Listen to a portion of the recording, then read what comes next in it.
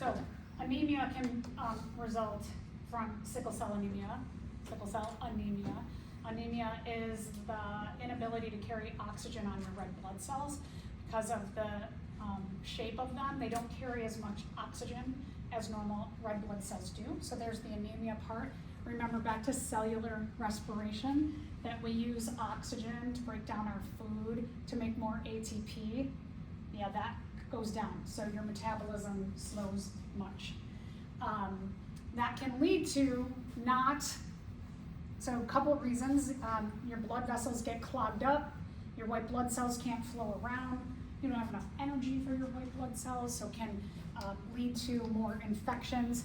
Hemorrhaging means bleeding in different areas of your body. Could be internal hemorrhaging, and your organs get poked into, any structure in your body. A lot of times, in terms of the liver is grossly affected, which then causes a yellow coloration by a buildup of bilirubin in your body, and lots of pain, lots and lots of pain, because anything that gets stuck and hemorrhages, it's gonna hurt. Could also lead to strokes. If you have a breaking of a blood vessel in the brain, there's a lot of things that happen from just one misshapen cell in your body. Is this the same as when people say they have anemia, like when they have to take iron? That's a different reason. They don't have the sickle cell part. Oh. I'm not sure, how will you say that? I'm not sure what causes anemia. I know for women are more prone to being anemic. I know I am anemic, so I take an iron supplement every day to support that. You gotta be careful with iron. Iron can really upset your stomach. So if you're like, oh, professor said that, yeah, maybe I should, maybe I'll think about that, taking an iron supplement. Look at reviews. That's great. The world, one great thing, we have a lot of information. See if it causes your stomach to become upset. You also want to maybe eat it with food, so your stomach also doesn't get upset. It can also cause constipation. So you want to eat a lot of fruits and vegetables if you're taking an iron supplement. All right, so people of African descent have the highest occurrence of sickle cell anemia. In Africa, about 20 to 40% of people are carriers. It's such a big range because there's just not enough gene testing. And so this is all maybe it's this much on the low end, maybe this much on the high end. People who may have African genes in their heritage, like the Middle East, Mediterranean, Central and South America, East India, they also may have higher rates of sickle cell anemia. Here's the good news though. If you are sickle cell anemia or a carrier, you likely won't get malaria. It's harder for the little nematode that causes malaria, it's harder for it to attack your red blood cells. So one thing. You can get a blood test, and this is another one where you can often see in a family history, if you are of African descent or many of these descents, and even one person in your family history has sickle cell anemia, you might want to think about getting gene tested. So good news is, there's been some great gene therapy for sickle cell anemia, and some people have actually been seen to be cured by it. So there's cool stuff happening in the world of biogenetics. So imagine that your friend Roger has cystic fibrosis. His parents do not. If cystic fibrosis is a recessive trait, what do you know about Roger's alleles and those of his parents at the cystic fibrosis locus of their DNA?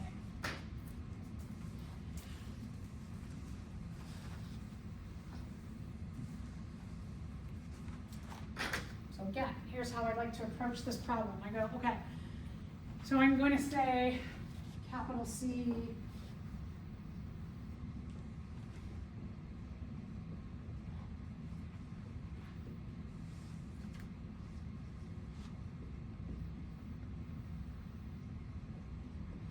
so let's say that capital C is no cystic fibrosis and little c is cystic fibrosis.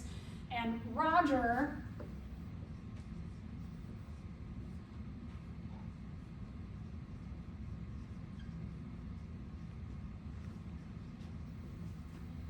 has cystic fibrosis. So what two alleles does Roger have to have? Little c, little c. Good, little c, little c. So Roger has to be little c, little c. It says, his parents do not have cystic fibrosis.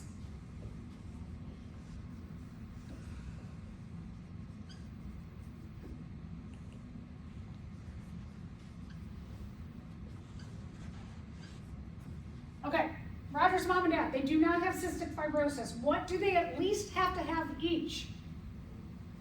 Big c. They at least have to have a big C, right? They do not have cystic fibrosis, so they've got to have a dominant allele, but they have Roger. So what do they have to carry? A little c. So they both have to carry a little c. So sometimes, it's like take a deep breath. Think about, do I really need to? If I map this all out, do I need to do a Punnett square?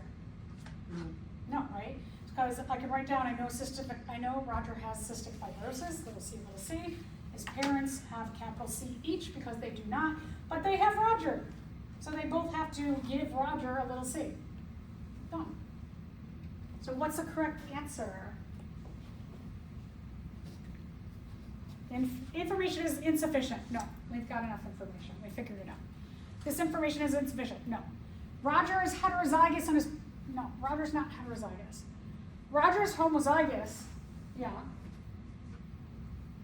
Roger's homozygous, recessive. So he is homozygous and his parents are heterozygous. Yeah, good.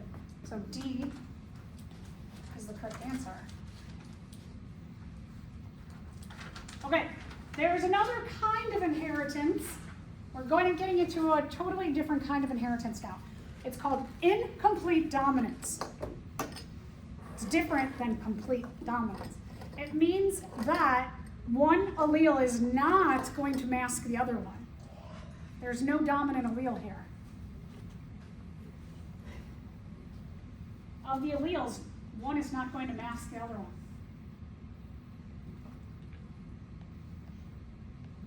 So this, you're going to have one allele, you're going to have one genotype on this side, one genotype on that side, and you're going to have a different one in the middle. With incomplete dominance, not only are there 3 genotypes, right? We had 3 genotypes with complete dominance. We had capital C, capital C, capital C, small c, small c, small c, small c. We had 3 genotypes, but we only had 2 phenotypes, dominant or recessive. Here we have 3 genotypes and 3 phenotypes. So back when Mendel was first trying to figure out what's going on with genetics, he proposed that if he took a red parent and a white parent, that their offspring would be pink. And this is what incomplete dominance shows, is that you have one extreme of red, one extreme of white, and they blend together to make an intermediate of pink. So that's what incomplete dominance is about. Okay, so let's take a look at this problem here. Now, textbooks will have a number of ways to show you how to do this. I like to go with obvious things. So when I do a problem that is incomplete dominance, I like to show that one color has one set of letters, the other color has another set of letters, and the blend of the two has one of each, right? Yellow and blue make green. We know that from early color wheel work. Take blue and yellow and you combine them together and you get green, you get that blend. So what I like to do is say, okay, so in a certain species of fish, the heterozygous condition between blue and yellow is green. Okay, so blue.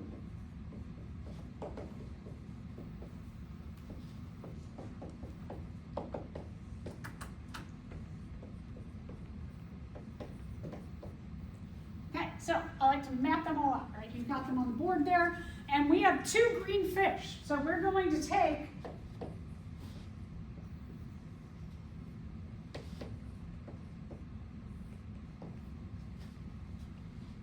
a BY with a BY. We are only talking about one trait. Because we are talking about one trait, each letter represents a gamete, and each letter either gets a column or a row. So we go back to our monohybrid thing. One trait, it's a 4 square. One trait, 4 square, 2 traits, 16 square. So I'm going to take my B, and I'm going to put it down. Since green's B, Y, in this column, since I have a Y, I'm going to put it in the back.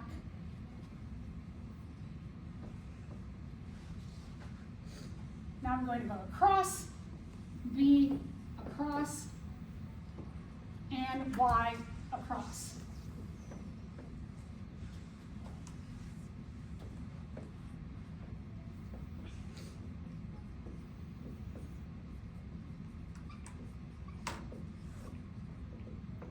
We're going to figure out our genotypic and phenotypic ratios of our offspring. So my genotypes, I'm going to go B, oh, that's crazy. B, B, B, Y, Y, Y. You could do B, B, Y, Y, B, Y. My phenotypes are going to be blue, green, yellow.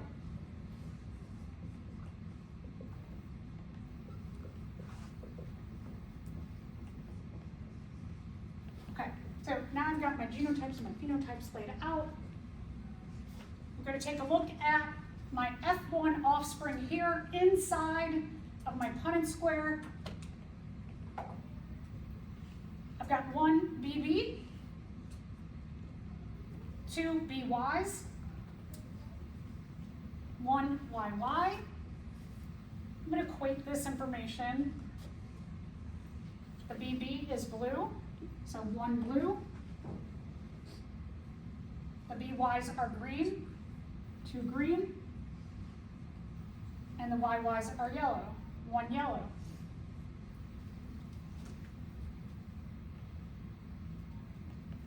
So that's how you do incomplete dominance. So again, you've got a genotypic ratio of 1 GG to 2 GY to 1 YY, a phenotypic ratio of 1 blue to 2 green to 1 yellow. And you don't combine them, right? Like, You don't combine them? yeah, like, you know how, Like say blue, yellow? No, like blue, green, then you write 3 and 1. Right, no, And then, no. yeah, that's what I was No, thinking. not like you just say the first 2 are blue. No, no, no. This is different. Yeah. Okay. Yeah. The heterozygous one gets its own phenotype this time.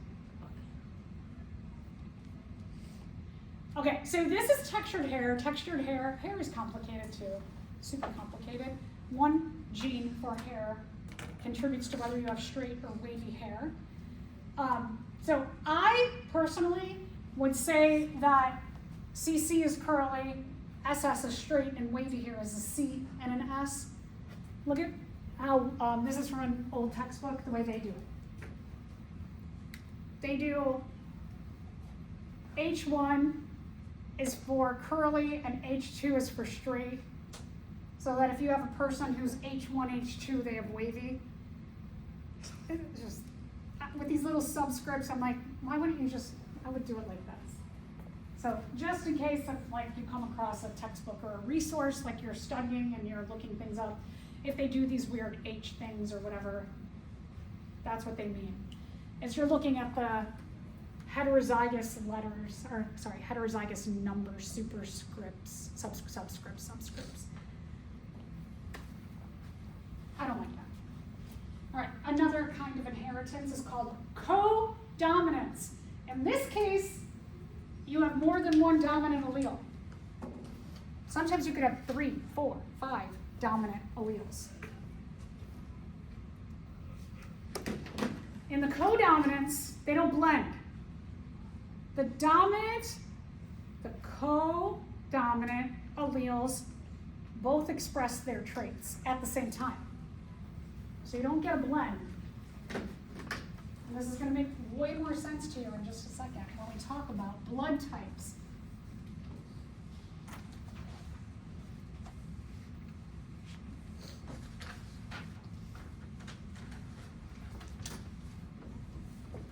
So you know the AB blood type, that is co-dominant. A person who's AB expresses A traits and B traits. One doesn't mask the other. They don't blend, but you get the benefits of being A and B at the same time.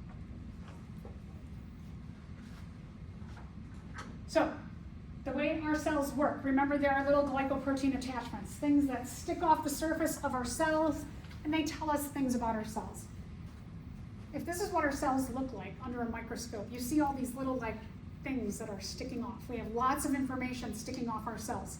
Some of these little things will say, I am female or male. I am a Homo sapien. I am a sea turtle. I am A blood type. I am B blood type. I am A and B blood type. I am O blood type. I have no glycoprotein attachment site for blood. So A and B are dominant. They actually code for functional enzymes that produce little things that stick off your cells. O doesn't code for anything. It's naked for blood type, but it'll have all kinds of other little information things sticking off. So I like the illustration that y'all have below because and the only thing I don't like is that you can't see the two colors, but you can't see the colors. So here you can see the colors that don't show up in black and white. But if you're A blood type, let's say that your glycoprotein attachments, your little sugar thingies that stick off are blue. If you're B blood type, they're orange. If you're AB, you get blue and orange ones. And if you're O, you don't get any. You're kind of naked. So what does this mean? It means different things whether we're talking about donating blood or getting a blood transfusion and receiving blood from someone else. Again, A and B are dominant, O is recessive. AB is the co-dominant blood type. Expresses A traits and B traits at the same time. One does not mask the other. They both are expressed.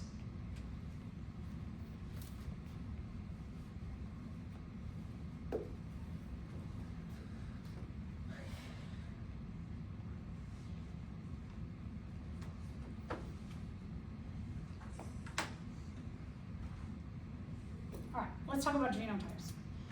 If you are A blood type, now remember, A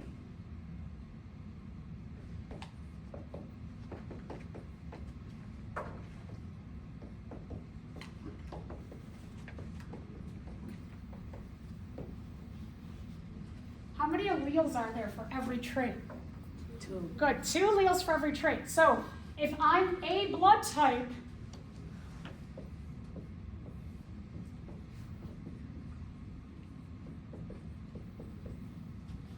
and I have 2 alleles to express the A blood type. This is the phenotype.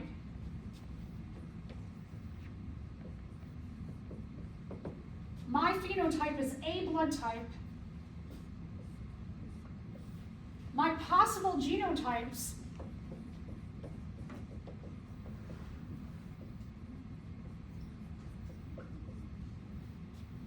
I have to have an A, at least, right?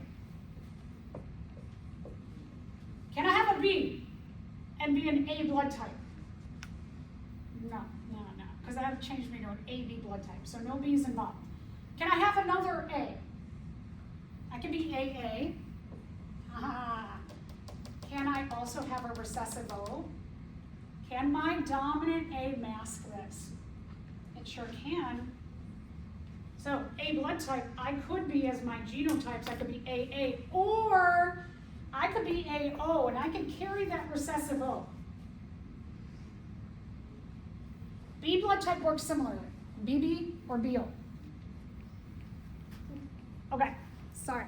AB blood type. If you are AB blood type, what two alleles do you have? A, B. A and B, right. And if you are O blood type, the recessive, what two alleles do you have? Oh, So A blood type makes up about 42% of the population.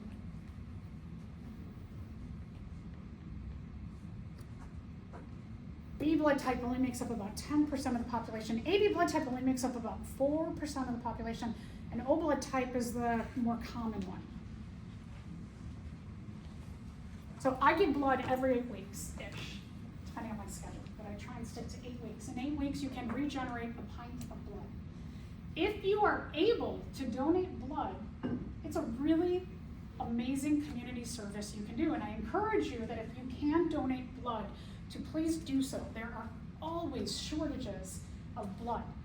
If I don't sign up right there when I'm giving blood for the next round, they will send me messages and messages and messages and say, please, please, please give your blood, please, please.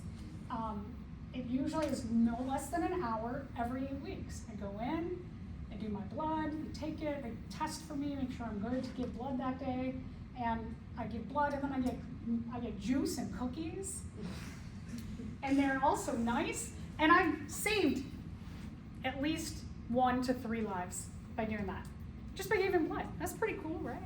Would giving blood affect you if you are like anemic? So I take an iron supplement. I have a green smoothie most days. I make them at home where I stuff tons of greens into my blender and I blend them up and I get a lot of greens. And I put all the tart fruits in there to cover up that green taste. And there's a lot of iron in greens. I'm mostly a vegetarian, so I try and eat things that are high in iron because I don't carry it very well. So before I started taking the iron supplement, there were times when just me doing it with like having my green smoothie wasn't enough. So I would go in and they actually just changed it. They used to do the finger prick and now they did this last time I gave blood. They put this thing on my thumb and right here it went like, and it showed if I had enough iron in my blood without even doing the little finger prick thing. So it's pretty cool. There's new technique. It's always like funny when I'm like, oh, this is new. Oh, that's new. It's getting like more convenient. So if you were anemic, yeah, you definitely want to like eat more iron-filled foods or like I tried it without taking a supplement, and sometimes I could give blood, and sometimes they'd be like, come back next week, and I'd get rejected. So that does help. Yeah. There's a lot of people who can't give blood in the world for various reasons. So that's another reason why it's like really great. I always go through the American Red Cross. It's really cool. They give tracking of where it's going to go to. If, as a student and you need money, you can sell your plasma, your platelets. You can Google it. And selling like plasma and platelets helps people with blood cancers. So it's pretty cool. And you can, if you want to go that route, which, if I were broke, I'd think about maybe I should sell my plasma or my platelets. You could go that way too. So there's other means, but American Red Cross gets it out quickly. I get messages that say it was delivered at this hospital. It helped 3 people today on this day. And I'm like, oh, that's so nice, right? It's kind of cool. Okay, so now, let's say I want to donate blood. I'm A blood type. What if I want to give my blood to an O person? I can't just give, like if you're an O blood type, something happens, let's just say right now, boom, you pass out on the floor. And I'm like, oh, I will just take my blood and we'll hook it up together and I will give them my blood, they need my blood. That would be bad for you, who's O blood type, even though I just generously want to give my blood to you. The way that these alleles work is that they are like a bacteria or a virus coming into your body. O people, if they get A, B, or AB blood, their immune system will treat A, B, and AB blood like it is a severe virus, and it'll work up this whole immune response against blood that they need. even though they might need the blood, their body's still like, Having those glycoprotein attachments is weird to me as an O blood type person, and I just see those glycoprotein attachments as like a virus or bacteria or fungus that has those attachments, and I'm gonna attack you.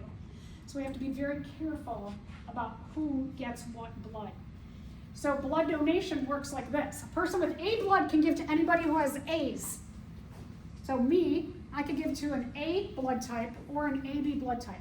We will get to RH factor, because usually by this point people are like, well, what about that plus or minus? We'll get to that next time. B can give to anybody who's got a B in it, a B or an AB. AB can only give to AB. If they give to an A person, their Bs are going to be like, I'm going to attack your B. Oh, per person with O can give to anybody, right? They can give blood to everybody. They can give to A, they can give to B, they can give to AB, they can give to O. But if they try and get blood, they can only get from O. So if you are O blood type, especially O negative blood type, ooh, that's good blood, because they can fill it in to anybody else. They can fill it into A positive, A negative, B positive, B negative, AB positive, and O positive, and O negative. So O negative blood, I'm an A positive, so I got a very selective range. O is called the universal donor. O negative is like the super universal donor.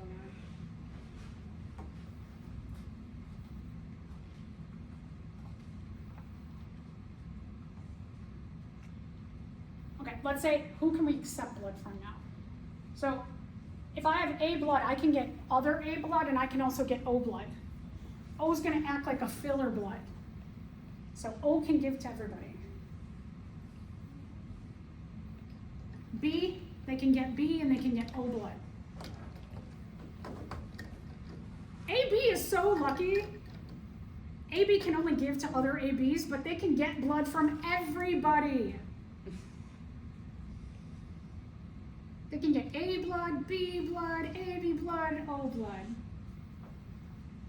So if you're AB, you're lucky. O can give to everybody, but they can only get from themselves. All right, we've gone way over. Let's stop there. Based on where we're at in lecture, I think I'm going to even push back the exam another week.